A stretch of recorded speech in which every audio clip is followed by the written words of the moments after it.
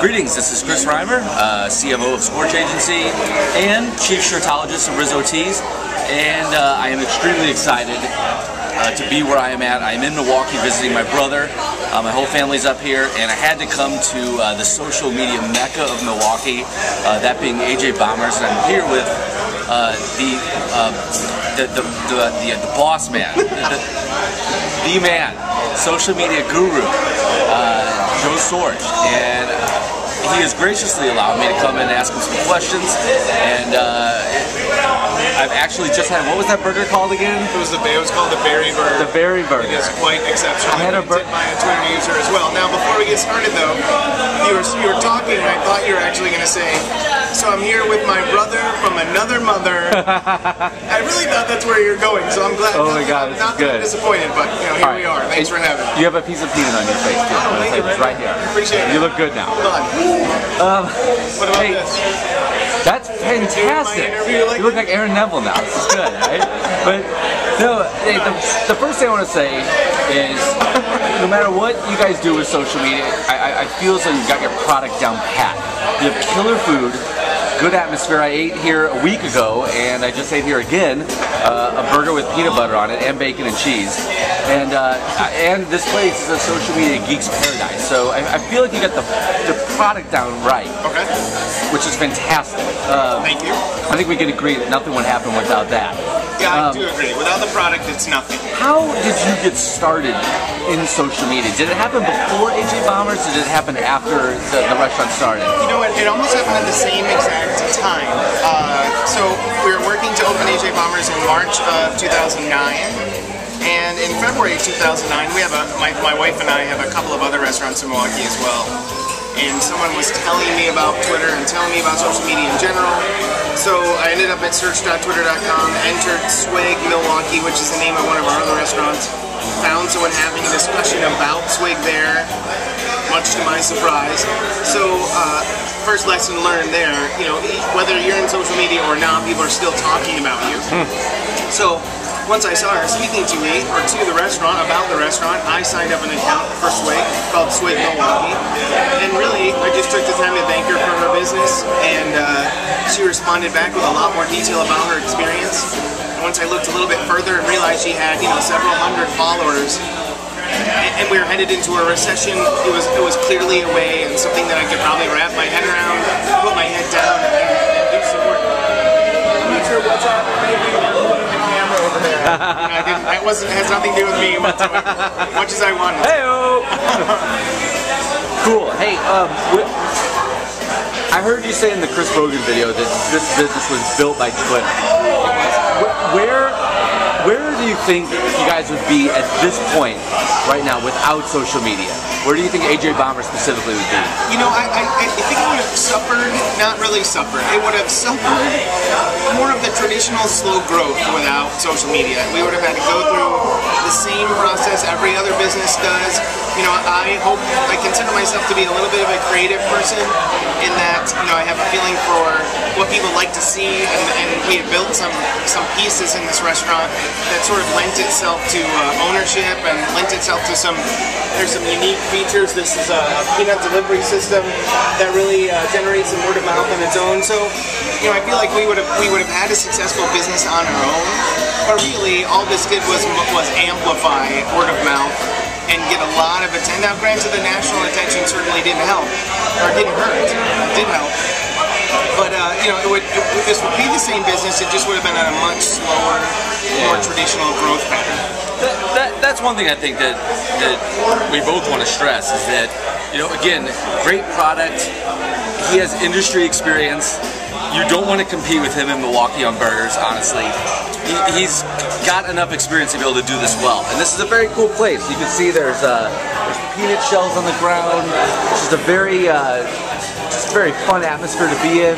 So I think we can agree. I mean, social media is helping you a great deal, but at the same time, you were already good at running a restaurant.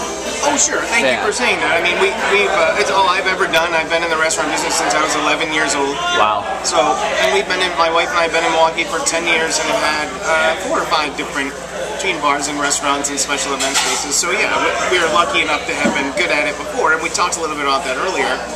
before we started the interview that having a system in place and having a good product was probably the most important part of a social media program, in that if it was bad, all it's going to do is shine a worse, a bigger spotlight on a bad product, and your business might be over faster. Now, as far as your social media usage, a lot of people are always interested in, they want to be able to measure, they want to measure ROI, this and that. How do you have ways of knowing when patrons are coming in via social media? We do. We have a couple different ways of, I think your question has to do with measuring. So, first let me give you this example of measurement. So we do a lot of work with Foursquare, and part of the venue page at Foursquare has to do with tips and to-dos. In other words, user-generated data about he's sneaking to grab his beer. User-generated data about their experience at the restaurant. So very similar to a Yelp or something like that. Well, we introduced this Berry Burger, and we saw our customers talking over and over and over in the tips and to-do section about their experience with the Berry Burger, and then all of a sudden, we noticed about a 30% increase in the sales of the Berry Burger itself. So it was one of the first things we were able to show that there was this capability to put some sort of sales program in place for social media and actually measure it. So that was probably the first way that we measured it. The second thing that we did was, I'm a person who uses Hootsuite, so I leave lots of columns up.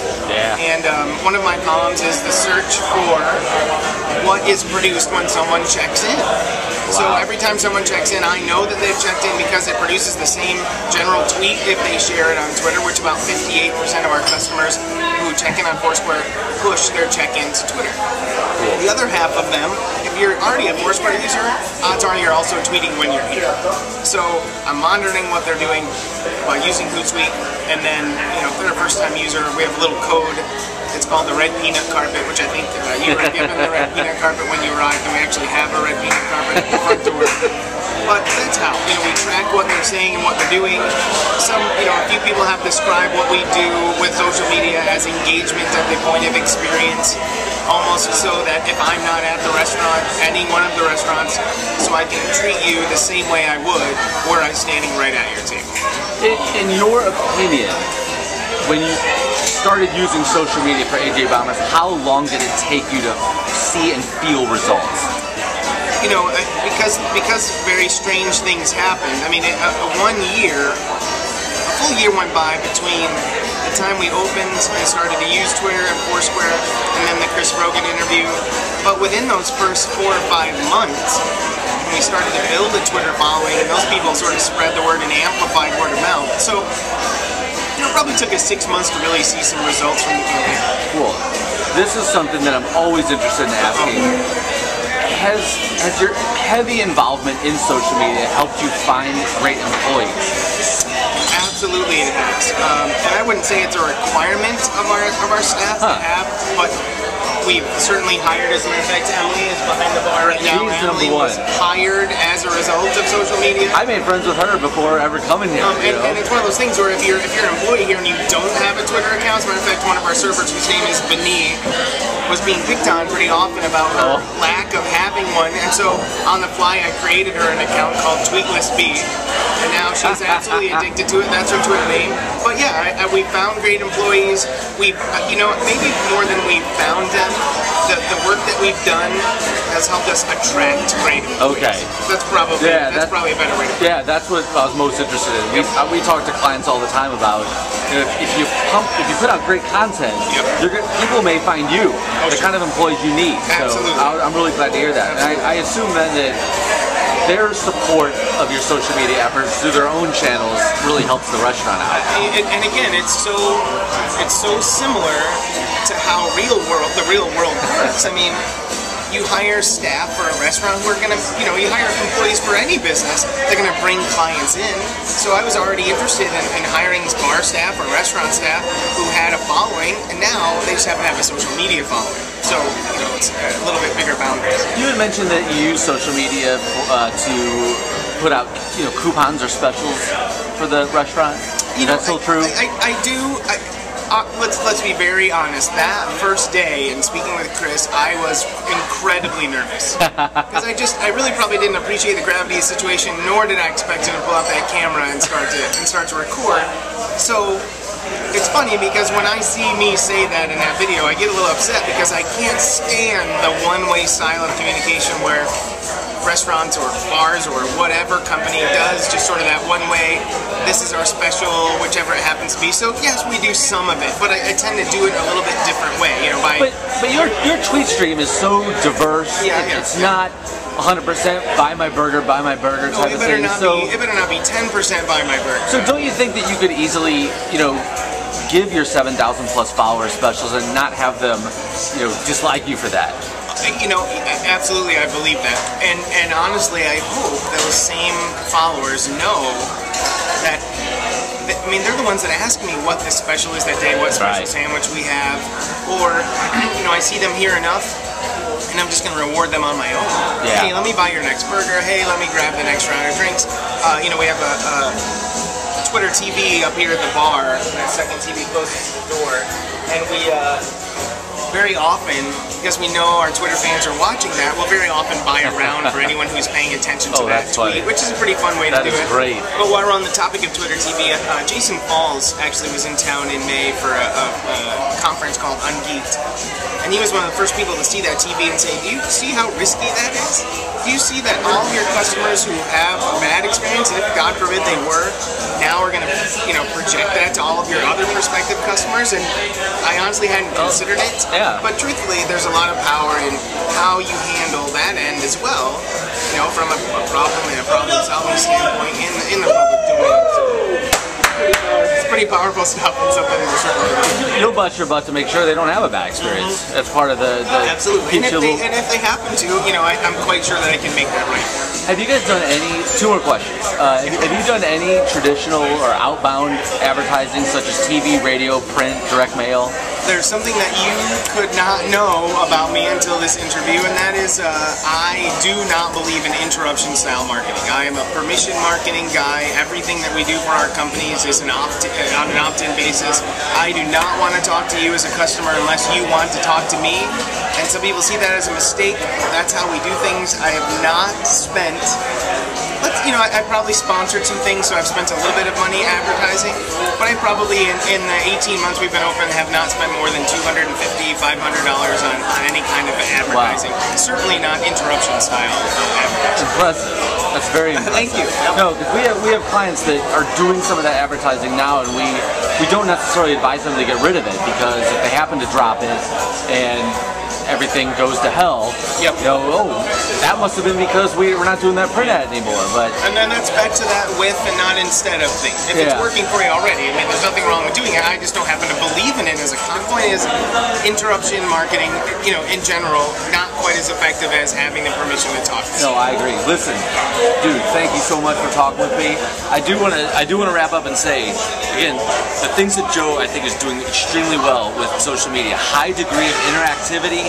He is on these accounts. He is responding quickly. He responded to my LinkedIn connection request quickly.